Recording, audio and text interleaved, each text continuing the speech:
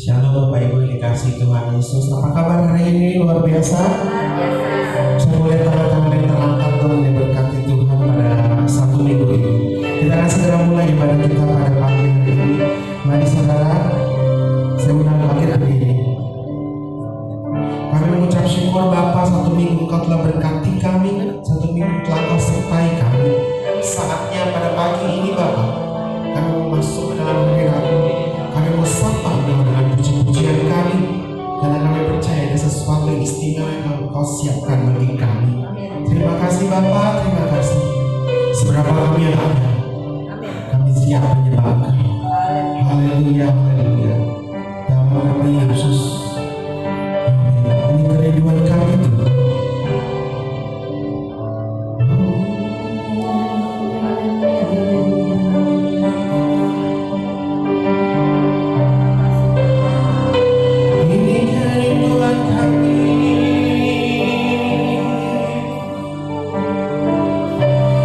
Selalu ada dalam hadirat-Mu.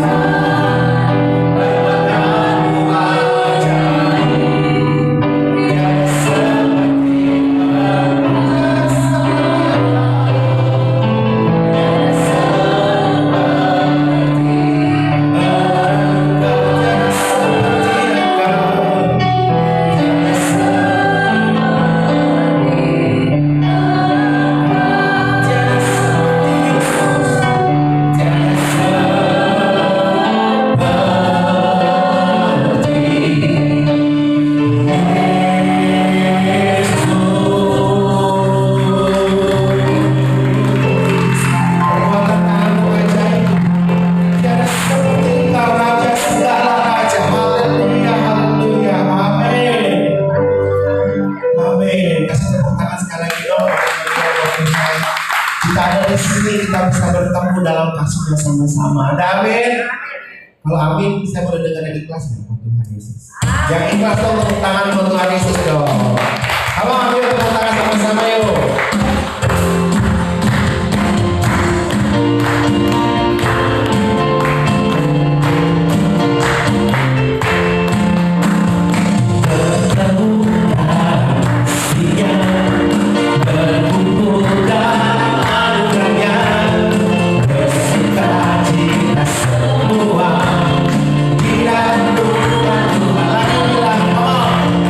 Berkemuliaan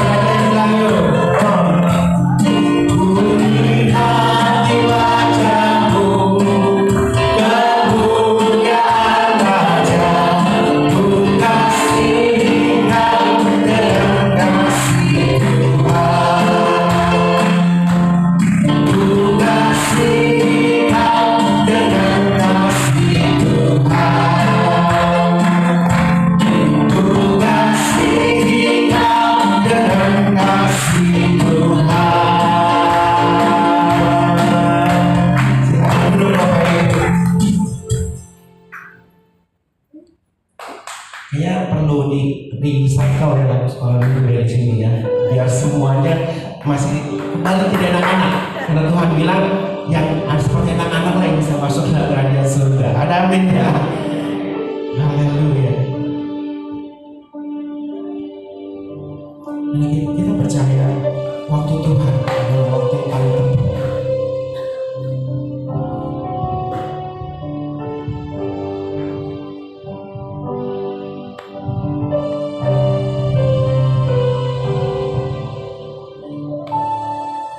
Selalu Tuhan menjawab doa, namun Dia beri yang terbaik di waktu yang tepat. Izinkanlah Tuhan untuk bekerja yang mustahil menjadi mungkin oleh karena percaya. Yesus mendengar lebih dari yang kudoakan. Yesus menjawab lebih dari yang kuharapkan. Dengan caranya di waktu yang tepat, bukan melihat Dia jadikan semua.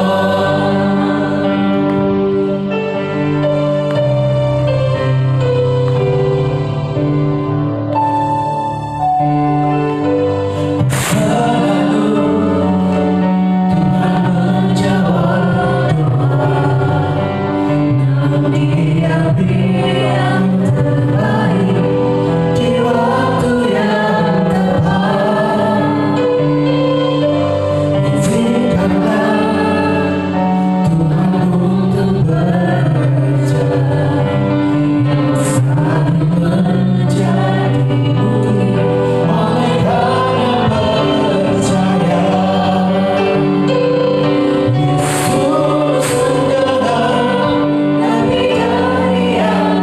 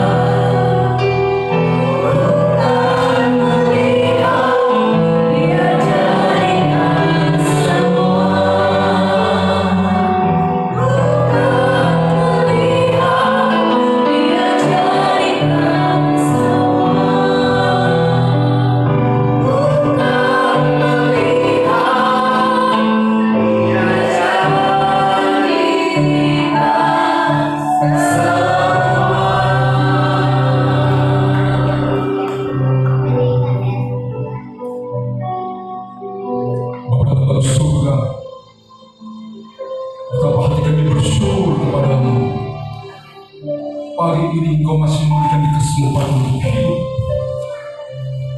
untuk melihat kebenaran-Mu, melihat keajaiban-Mu, melihat apa yang Kau berikan kepada kami sebagai jawaban doa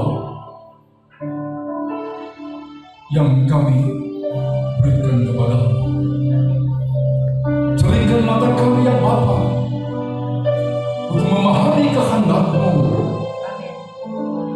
melalui kebenaran firman-Mu pada hari ini. Sebentar kami akan pegang antara baca.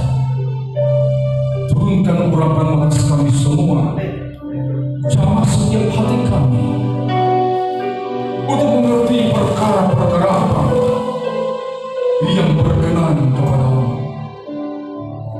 Apakah ibadah kami setiap minggu atau hidup kami setiap hari? Berikan kami pemahaman yang benar, supaya kami menjadi orang yang paling berbahagia sebab mengerti apa yang telah Kau kerjakan dalam hidup kami. Curahkan berkat surgawi, dalam nama Yesus kami berdoa. Haleluya. Amin. Beri kemuliaan bagi Tuhan. Silakan. Shalom. Shalom. Apa kabar? Masih hidup? Masih sehat? Masih semangat? Puji Tuhan. Hari ini adalah hari yang ke-287. Kita masuk bagian yang keempat dari quarter tahun 2024. Ini minggu yang ke-41, masih ada 11 minggu ke depan.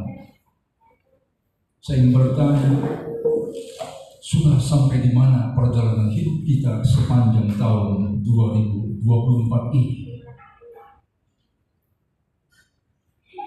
Apa yang sudah kita kerjakan selama 287 hari yang Tuhan berikan kesempatan untuk kita hidup? Nah, hari ini saya membahas tentang sebuah topik atau tema tentang ibadah yang sejati, ritual versus tekstual.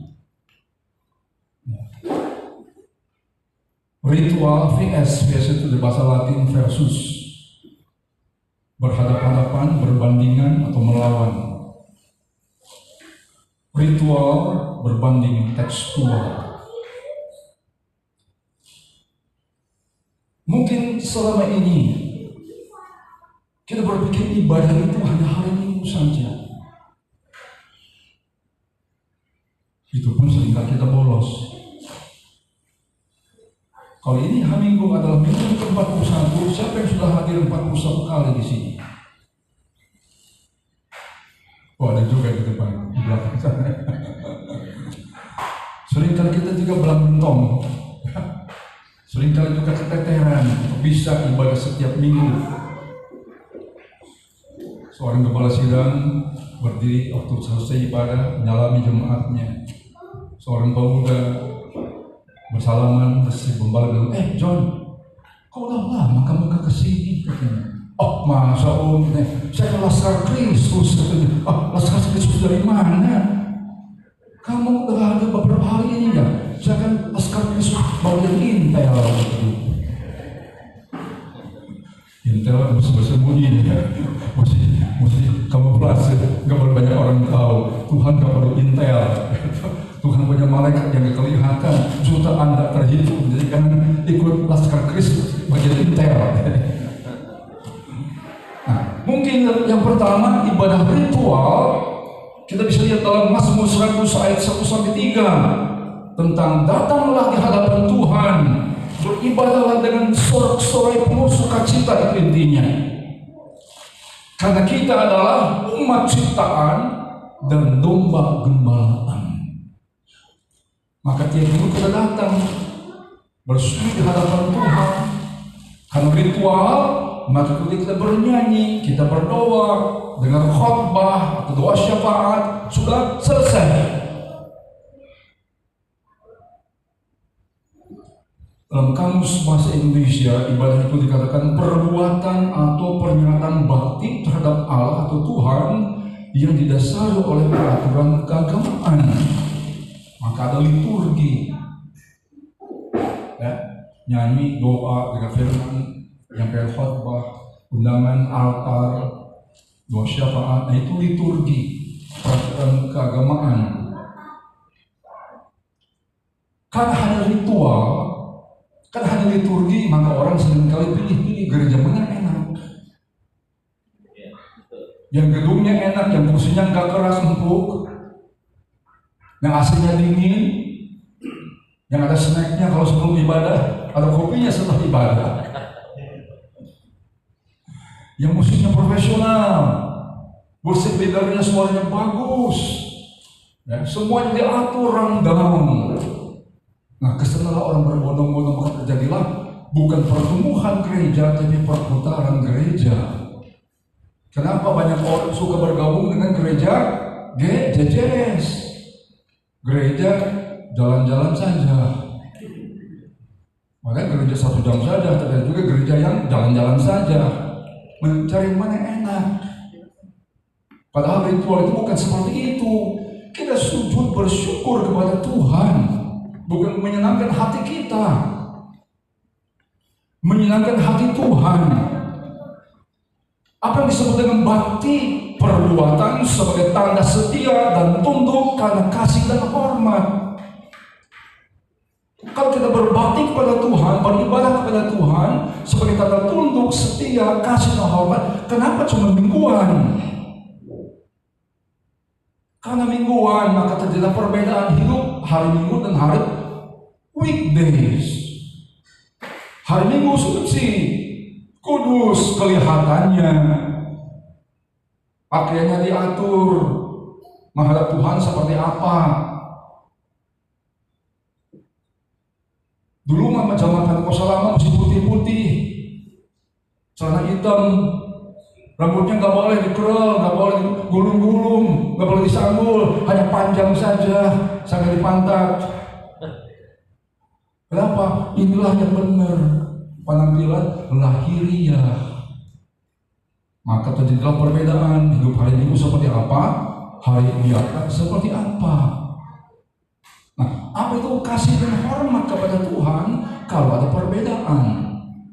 Maka hari ini saya ingin bilang, saya ingin menyampaikan tentang ibadah ritual versus berbanding tekstual.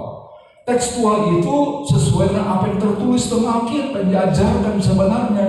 Nah, Roma 12 ayat 1 dan 2, ayat 1 saja, Roma 12 ayat 1, karena itu saudara-saudara demi kemurahan Allah, aku menasihatkan kamu supaya kamu mempersembahkan tubuhmu sebagai persembahan yang hidup, yang kudus dan yang berkenan kepada Allah. Itu adalah ibadahmu yang sejati. Di perjanjian lama banyak ritual, orang Yahudi melakukan ritual, mempersembahkan korban, bernyanyi, bersukacita. Kenapa bangsa Israel dibuang ke Babilonia? Kenapa bangsa Israel dibuang ke seluruh dunia 2000 tahun? Dan baru punya negara tahun 48. Sekarang diributkan lagi karena ibadah ritual.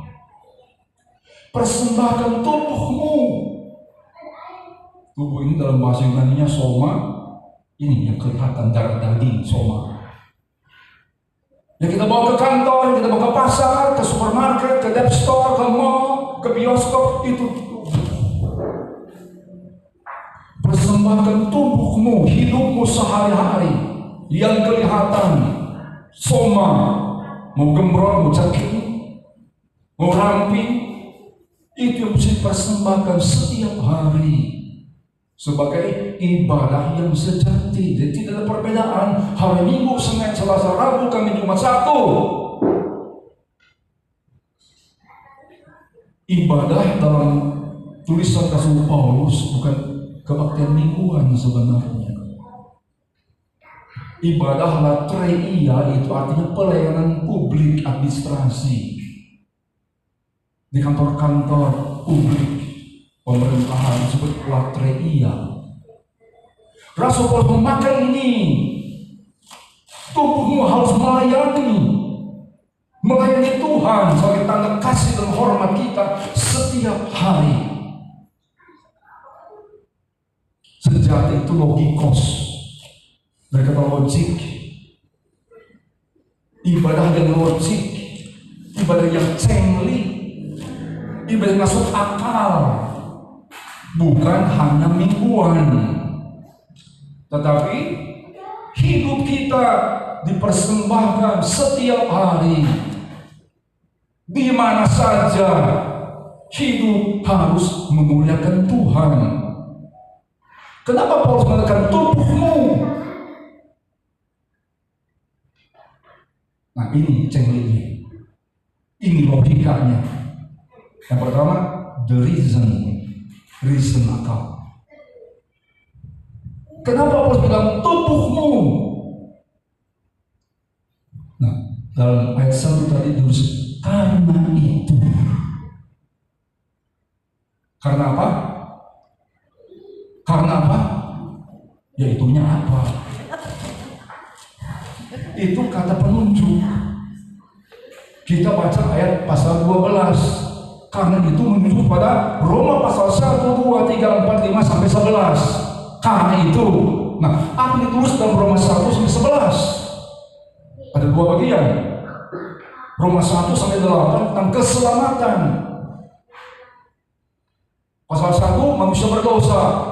Pasal 2 tidak dibenarkan oleh ritual, oleh Taurat sekalipun tidak dibenarkan. Pasal 3 apa dosa dalam maut, semua orang berbuat dosa, tidak ada yang terkecuali, maka kematian kekal. Maut itu adalah ganjarannya. Pasal 4 ada konsep dibenarkan. Abraham dibenarkan sebab taat kepada perintah Tuhan. Di pasal 5 orang dibenarkan punya damai dengan Allah, masuk dalam kasih karunia. Pasal 6 tentang hidup mati bersama Kristus, dilambangkan dalam baptisma air. Mati bersama Kristus, manusia lama dikuburkan, bangkit manusia baru. Tapi jangan lupa, hidup masih punya daging. Nanti pasal 7 ada pergumulan antara daging dan roh. Ingin berbuat baik, yang jahat yang terjadi. Ingin yang mulia, yang brengsek yang terjadi. Itu pasal 7. Maka di pasal 8 kita itu mengeluh, kapan bisa bebas? Banyak masalah di dunia ini. Paulus bilang penderitaan ringan di dunia ini nggak sebanding dengan kemuliaan Allah. Kita seperti ibu hamil sedang menantikan kelahiran, merau, kapan lahir, sakit ulas. Pasal 8 banyak penderitaan. Itu manusiawi. Memang seperti itu hidup sejak jatuh dalam dosa.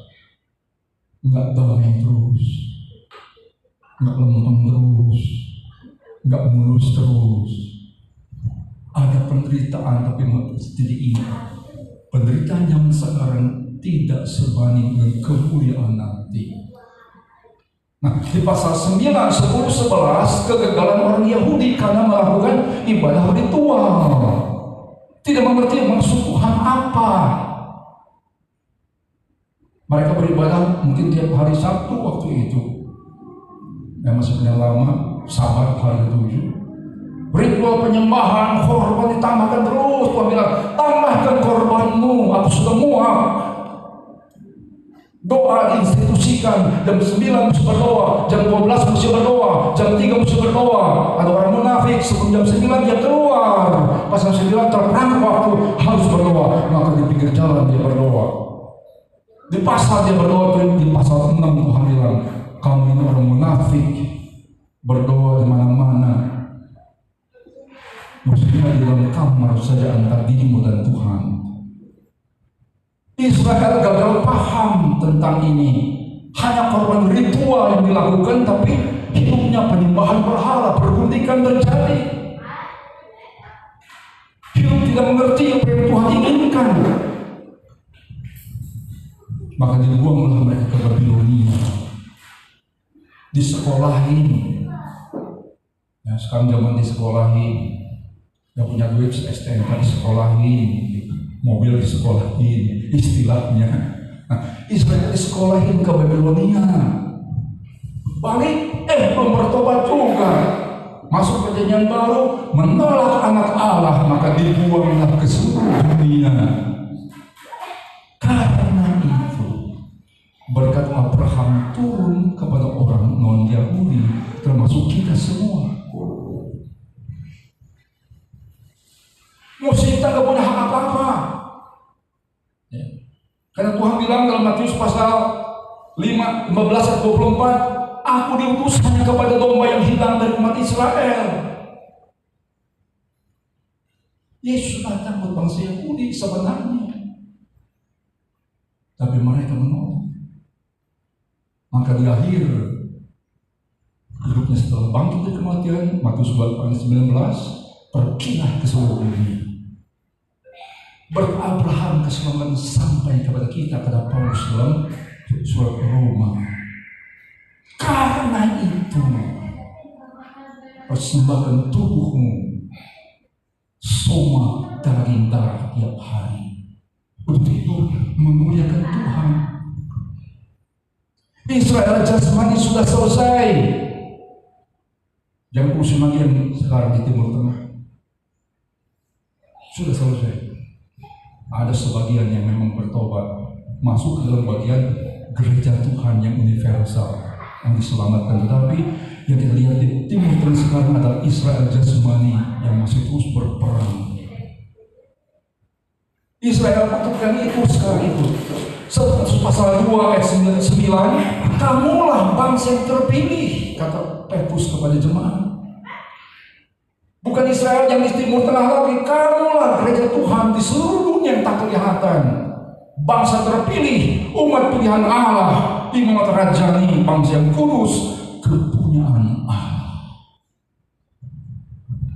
Ini terjadi karena pengorbanan Kristus. Tubuhnya terpecah, darahnya tertumpah. Setiap bulan kita peringati dalam perjamuan kudus. Mengerti tidak itu? Keselamatan kita alami sekarang terjadi karena Kristus mengorbankan tubuhnya untuk kita, darah untuk kita. Karena itu cengkehnya, nah ini ibadah sejati adalah tubuh kita, hidup kita pun dipersembahkan bagi kemuliaan Tuhan. Kenapa? Harganya terlalu mahal untuk disia-siakan. Kita ditebus bukan dengan barang yang fana. 1 Petrus pasal 1 ayat 18. Bukan dengan emas dengan perak tebusannya. Apa? Ayat yang ke-19, dengan darah yang mahal, darah Kristus yang sama seperti darah anak domba yang tak bernoda dan tak bercacat. Keselamatanmu dibayar dengan tubuhnya, dibayar dengan darahnya. Karena itu mau dibalas pakai apa? Cengliknya, logiknya, masuk akalnya, tubuhmu, darahmu, satu kesatuan hidup harus dipersembahkan untuk melayani Tuhan. Bukan mingguan, Minggu, Senin, Selasa, Rabu, Kamis, Jumat, Sabtu. Persembahkan tubuhmu sekarang ini. Tuhan mau persembahan tubuh yang hidup, bukan yang mati. Di perjanjian lama, domba disembelih, lembu disembelih, burung disembelih. Persembahan yang mati, bukan itu yang Tuhan mau. Persembahkan tubuhmu sekarang ini, waktu kita masih hidup. Sunday or weekdays must be the same, harus sama, tidak boleh berbeda. Jangan ada lagi kata-kata yang kita dengar, hari Minggu menipu Tuhan, berpura-pura baik, berpura-pura bagus, hari biasa menipu manusia dalam bisnis dan pekerjaan. tubuh ini harus sama Minggu, Senin, Selasa, Rabu. Jangan di gereja kita menyembah Tuhan dengan tangan membagi di rumah paling dengan istri. Ada RT, ada pasalnya. Dulu orang gak peduli, sekarang ingat, tamparan, jenggotan, jabatan, ada pasalnya. Gak cuma istri, berapa seperti banyak ke suami, dia kena KDRT istri ada. Jadi harus seimbang, ya. Bukan cuma istri, suami juga ada yang melakukan KDRT. Ada fisik, ada verbal, jangan salah. Dan KDRT gak cuma fisik, verbal, penghinaan, bullying. Ingat, ada pasalnya. Jadi hari Minggu memuji Tuhan, di rumah pun memuji Tuhan. Mulut kita mengeluarkan perkataan yang bagus, membangun, bukan menghancurkan, yang menghidup. Seperti apa tubuh ini mesti persembahkan? Korban seperti apa? Yang pertama, persembahkan tubuhmu menjadi korban yang hidup. Nah, kata hidup ini luar biasa. Sebuah kata yang berasal dari kata kerja zao, itu to boil. Apa to boil? Apa to boil? Mendidih. To boil. Ya. Kalau to boil merebus juga bisa. Ya. Tapi kan mesti mendidih airnya. Kita sebut merebus. Nggak bisa merebus pakai air dingin. Sampai kapan nanti matangnya? Nggak akan. Air masuk ke telur. Merebus air mesti mendidih. Boom, nah itu. Nah, dan hidup yang masih sehat, hidup yang masih kuat, penuh semangat, punya dengan ide-ide, gagasan-gagasan, itu yang harus dipersembahkan setiap hari melayani Tuhan. Itu disebut dengan ibadah tekstual. Tidak beda minggu dan weekdays, sama saja.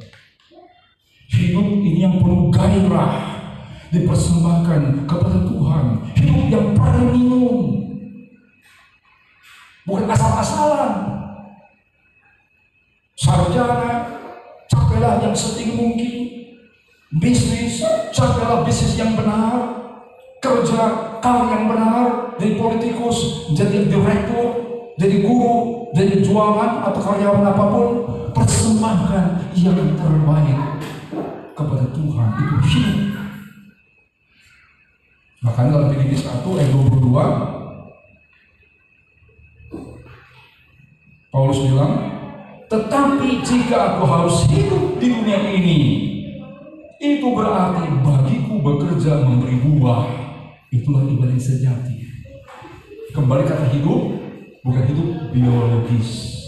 Ya, ada dua kata. Ada bios, itu hidup jasmani. Maka ada ilmu biologi, ilmu tentang dulu hayat, sekarang ilmu tentang kehidupan, tumbuhan, hewan, dan manusia. Itu biologi. Ya. Dari kata bios itu hidup jasmani dan logos ilmu. Ada biografi, tulisan hidup jasmani dari lahir, pergumulannya, kemenangannya, suksesnya apa sampai mati, disebut biografi. Dari kata bios dan grafein. Bios itu jasmani, grafein tulisan. Ada kata grafir, ukiran tuh pensif, ya, itu grafir. Dari kata grafein tulisan. Itu jasmani. Kalau sendiri disebut autobiografi, ditulis sendiri. Kalau orang lain yang nulis, biografi saja atau authorized biografi. Yang ditulis bukan bios. Kalau hidup dalam Kristus hidup. Seperti Yohanes 3:16. Barang siapa percaya kepada Dia tidak binasa, melainkan beroleh hidup yang kekal. Tulisnya zoe, yang kekal. Dari kata zao, kata kerjanya. Nah, hidup di situ sama. Jika hidup dalam Kristus di dunia ini, itu berarti bagiku bekerja memberi buah. Itu ibadah tekstual begitu. Tidak boleh hidup ini disia-siakan. Sekali ini bukan gak boleh kerja, bukan gak boleh bisnis, bukan. Dimanapun kau berada, di marketplace, di kantor, di pasar, di toko, di mana saja, tubuh ini dipersembahkan bagi kemuliaan Tuhan, bekerja memberi buah. Tubuh harus sehat, makanya tubuh harus kuat, semangat. Coba saya udah berumur 60 di sini. Hah? Nggak ada. Oh, 60 nggak ada. Belum ada. Oke, yang umur 50 banyak. Yang tensinya masih bagus 120 80 siapa? Yang bulan masih bagus, bulan puasa di bawah 95 masih bagus. Jantungnya masih bagus, ginjalnya masih bagus. Dari mana tahu? Lihat fungsi ginjal atau periksa cek darah, tahu fungsi ginjal udah berapa? Ya. Banyak orang baru gocap udah stroke, baru 40 udah diabetes tinggi. Ada anak muda umur 20 hamil masuk ICU. Bahkan ada yang lahir dengan penyakit gula bawaan, sakit mata bawaan. Tahun ini saya usia 76, masuk 77. Tensi saya masih bagus, normal. Gula darah saya masih bagus. Kemarin saya baru cek jantung, pengen tahu aja. Karena waktu di operasi saluran kemih 4 bulan yang lalu, dokter mendeteksi katanya ada penebalan dinding jantung.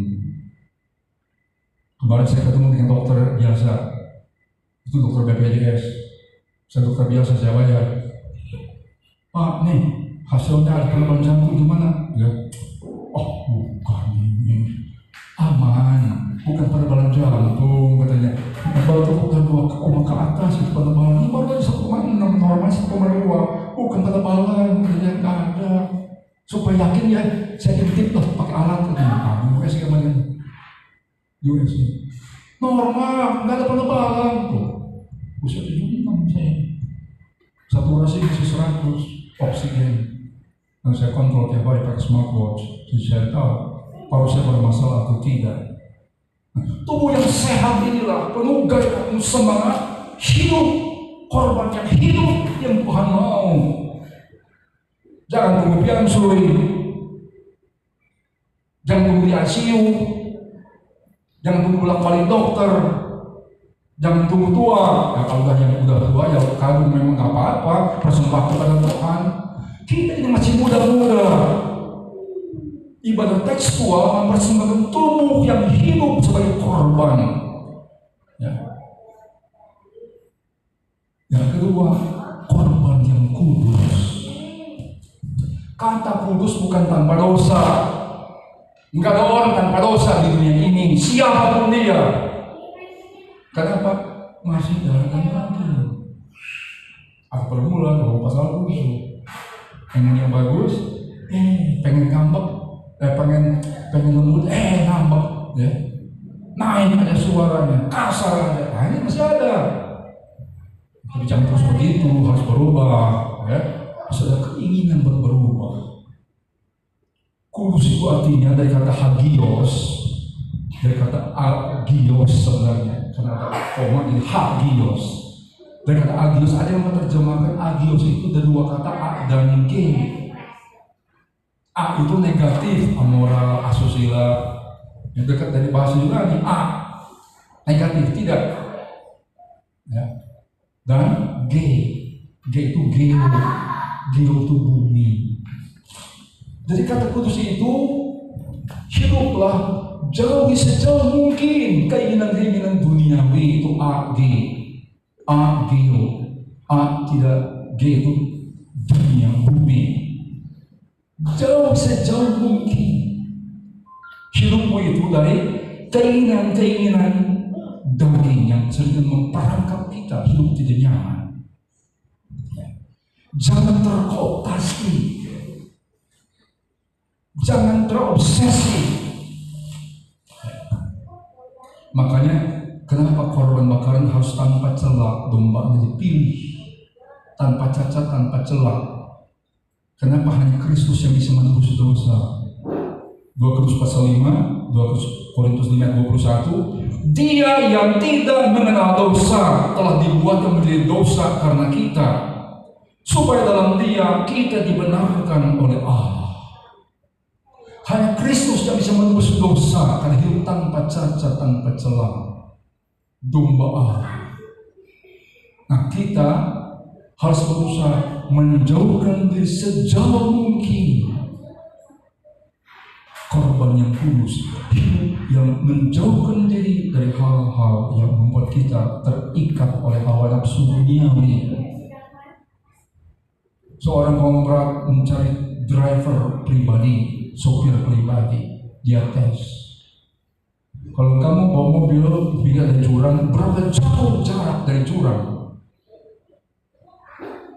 Asal bilang, saya cukup 30 cm dari jurang.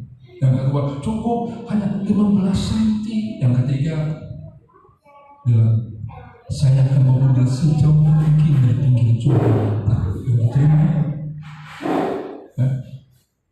Yang diterima ini ada kepastian sejauh mungkin dari jurang, agar jangan kalau ngantuk masuk jurang. Persembahan yang hidup bergairah, persembahan yang kudus, menjauhkan diri dari hal-hal nafsu duniawi sejauh mungkin. Sempurna mungkin tidak bisa. Kenapa? Masih hidup dalam terterdaki. Maka diperlukan penolong, Roh Kudus untuk menolong kita, mengingatkan kita, hati-hati. Sebagai sirine, mobil zaman sekarang udah canggih. Ada alat bisa ngerem sendiri kalau mobil terlalu dekat atau yang supir lagi baca apa, tiba-tiba ngerem sendiri, ada sensor. Mundur ke belakang, udah makin dekat, makin dekat, nggak ada sensornya. Jangan musuh begini. Tuhan kasih sensor. Roh Kudus meteraikan hidup kita untuk mengingatkan kita. Karena pergumulan daging dalam dunia ini yang tak bisa lepas. Ya. Jauhkan diri dari hal-hal duniawi. Bukan gak boleh pakai barang mewah, bukan. Bukan gak boleh jalan-jalan, bukan gak boleh punya rumah bagus, bukan. Banyak orang punya duit gak bisa menikmati, itu yang salah. Ya. Kalau punya banyak penumpang rumah yang bagus, silahkan nikmati. Tapi jangan sok pamer. Beli tas 1,5 M, di foto lagi selfie. Tuhan larang kita punya barang mewah. Tapi berapa banyak kita berbagi. 3, yang berkenan kepada Tuhan. Ibadah tekstual persembahkan hidup kita, darah daging kita setiap hari. Hidup bergairah, kudus, jauhkan, berusaha jauhkan. Nah, ketika berkenan kepada Tuhan. Kata berkenan itu apa? Sesuatu yang menyenangkan. Engkau kata-kata pidato atau apa, semoga berkenan kepada Bapa. Kalau undangan, mohon maaf kalau hal yang tidak berkenan. Apa sih berkenan itu? Yang menyenangkan. Apa yang menyenangkan? 1 Korintus pasal 31. Jika engkau makan atau jika engkau minum, jika engkau melakukan sesuatu yang lain, lakukanlah semuanya itu untuk kemuliaan Allah. Itu menyenangkan pasti. Itu patokannya, tolak ukurnya, kriterianya. Yang berkenan kepada Tuhan, segala sesuatu yang kita kerjakan untuk kemuliaan Tuhan pasti menyenangkan hati Tuhan. Coba Anda dapat hamper kiriman barang makanan udah basi, ya berkenan gimana ini sampai udah telat kayaknya nih ya, masa kemarin datang udah bawa semua kan. Nah, Tuhan mau yang menyenangkan. Seperti apa? Lakukan semuanya untuk kemuliaan.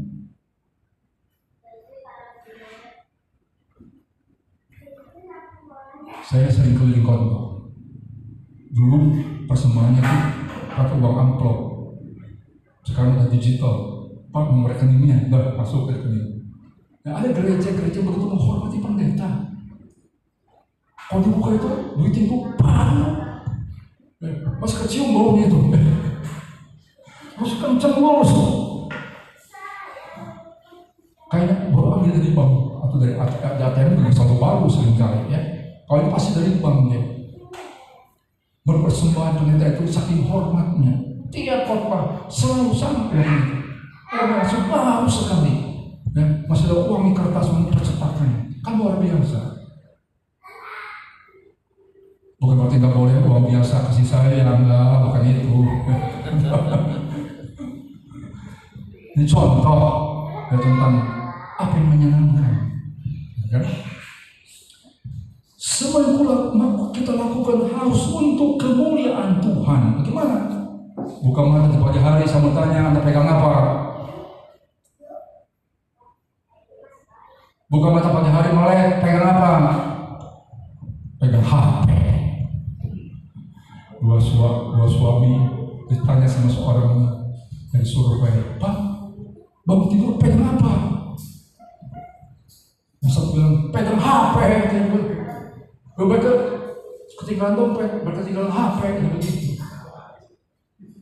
Yang kedua ditanya, nah kalau kamu pegang apa? Saya pegang istri. Wah, ini ideal, ini suami ideal. Dan bangun tidur pegang istri. Kenapa pegang istri? HP saya sama istri.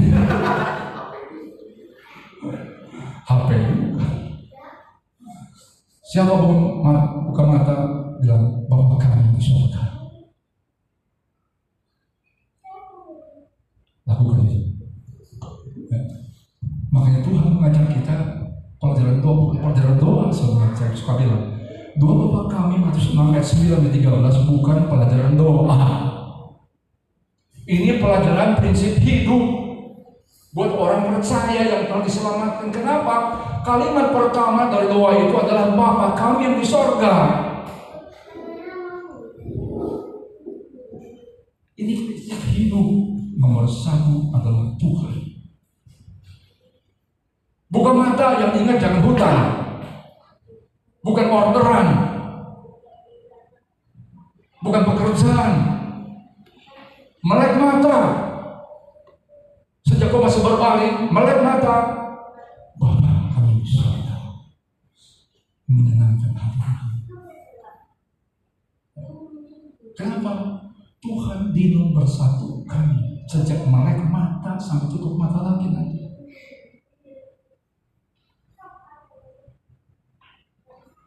Coba renungkan kalimat apa yang kau ucapkan. Melek mata, Ma, nasi goreng, kopi. Wah, perut aja ya. Pagi saya ingatkan perut itu perut. Masih oke lah, usia 76 tahun, maju sedikit. Kenapa? Sejak tabrakan tahun 2016, limpa saya itu diambil. Saya hidup tanpa limpa. Dalam Chinese medicine, limpa itu hubungan dengan pencernaan. Saya makan cuma 2 kali sehari, 11 dan 3 sore. Nasi pun saya batasi. Saya nggak punya pantangan. Satu pandangan saya, pantang mundur. Artinya saya makan apa saja, tapi saya tahu batasnya. Nasi pun sedikit, tidak pernah nambah.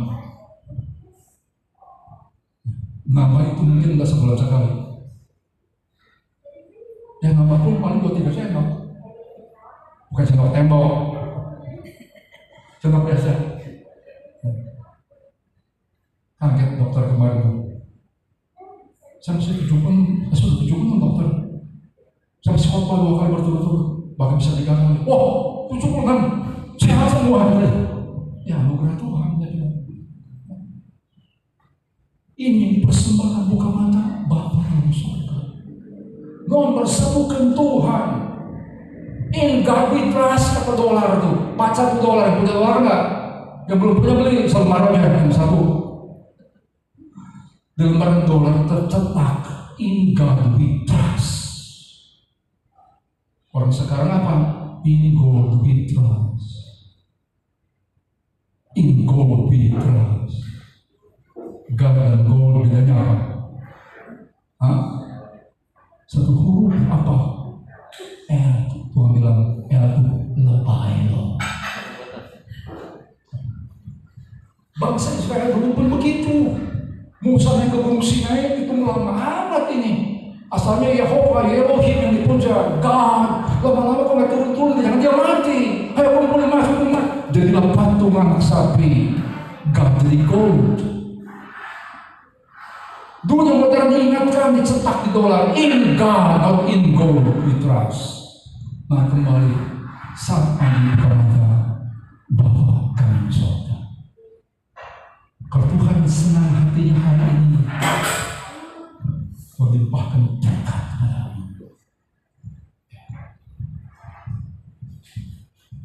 Tidak usah nangis, hidup susah. Udah takdir hidup miskin. Siapa yang Tuhan takdir miskin kejam amat? Kalau miskin itu kan takdir. Enggak. Utamakan Tuhan. Bapa kami di surga. Tuhan senang dia melimpahkan berkat kepadamu. Saat kerja juga kita ingat Tuhan. Yusuf waktu kerja menafsir mimpi Firaun yang frustrasi nggak ada bisa nafsir mimpi. Di pasal 41 kejadian pasal 41 ayat 16, Yusuf menjawab, bukan sekali bukan aku, melainkan Allah juga yang memberikan kesejahteraan kepada Firaun dan pekerjaan Tuhan. Daud hadapan Goliat, bawa pedang, bawa lembing, bawa tombak. 1 Samuel 17:45, Daud bilang, kamu bawa lembing tombak, aku datang dengan nama Tuhan. Ibadah tekstual. Libatkan Tuhan selalu dalam hidup ini. Saat makan kita pun bisa berdoa. Makan kita mensyukuri apa Tuhan yang Tuhan berkali. Mau makan steak, mau makan lobster, makan gado-gado, makan soto, sama. Ini berkat bisa disyukuri. Kan kita bersyukur, apapun jadi enak. Kalau penuh kejengkelan, kemarahan, makan steak yang paling enak pun nggak ada rasanya. Ya. Ibadah sejati bukan hanya ritual, tetapi juga tekstual. Ya. Hidup yang dipersembahkan untuk kemuliaan Tuhan setiap hari, minggu dan weekdays.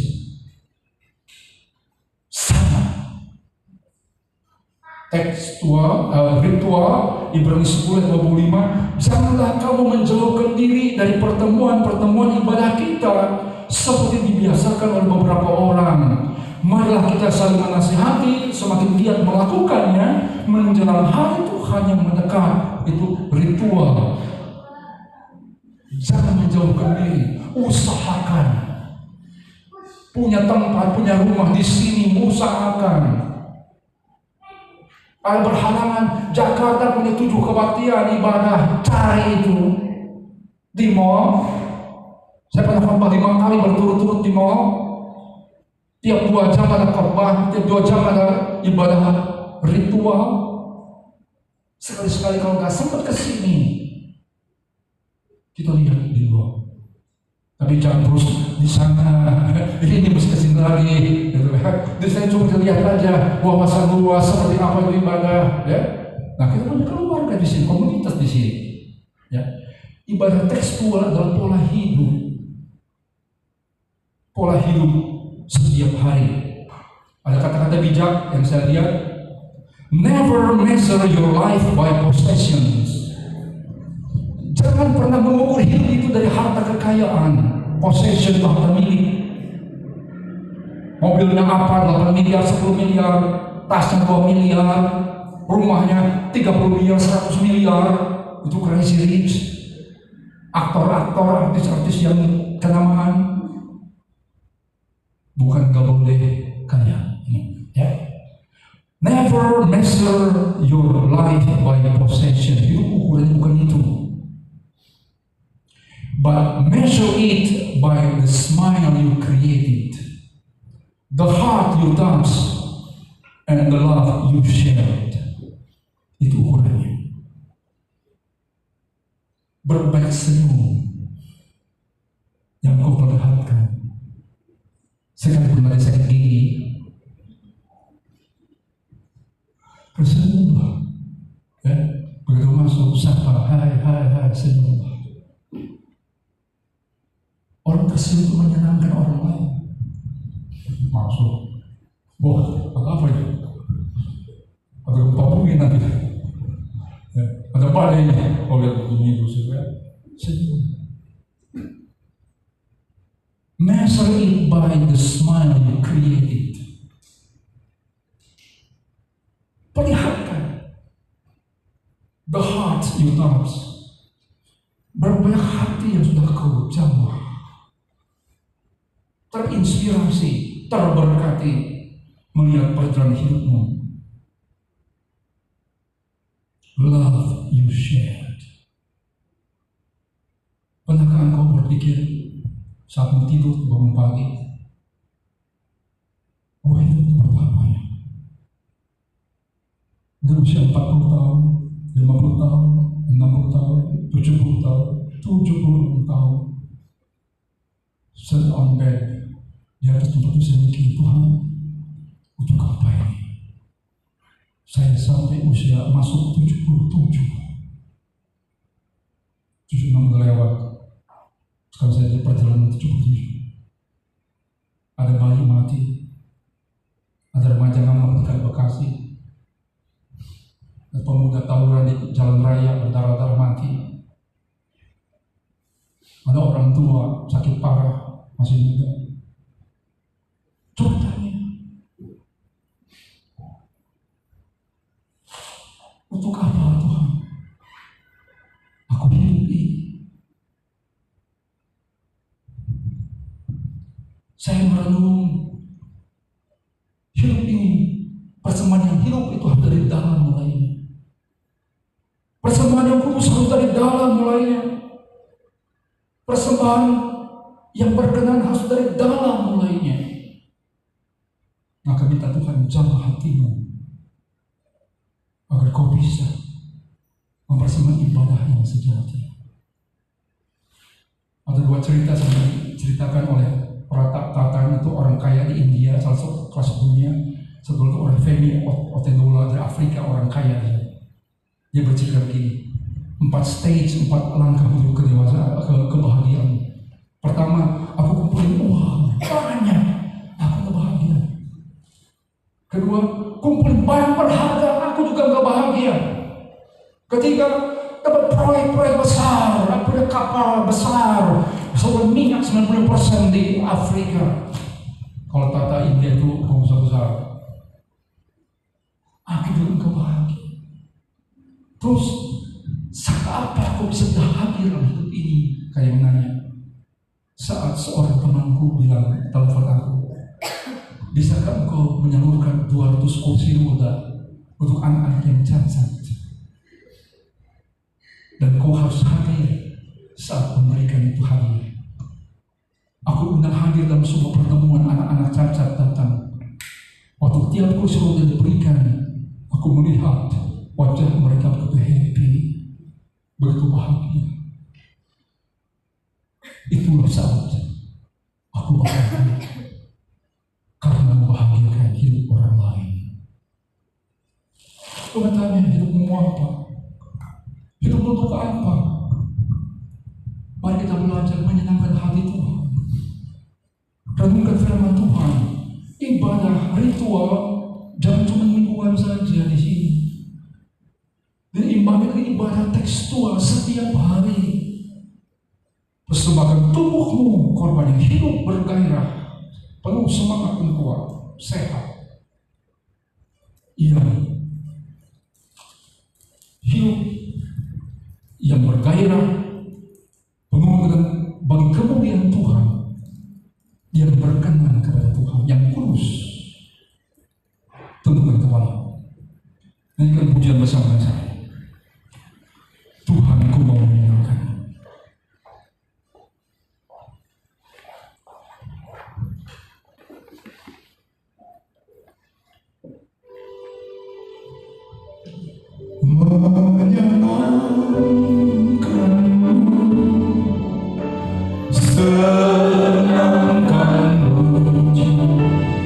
Hanya itu kehidupanku.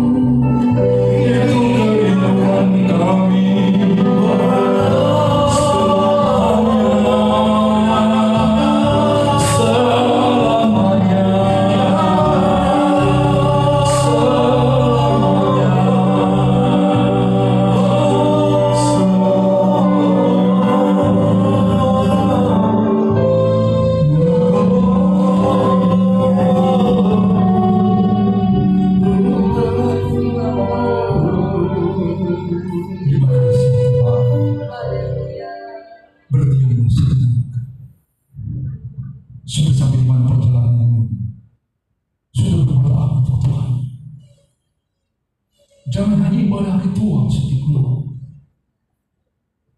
Bagaimana ibadah tekstual? Hidup kita sehari-hari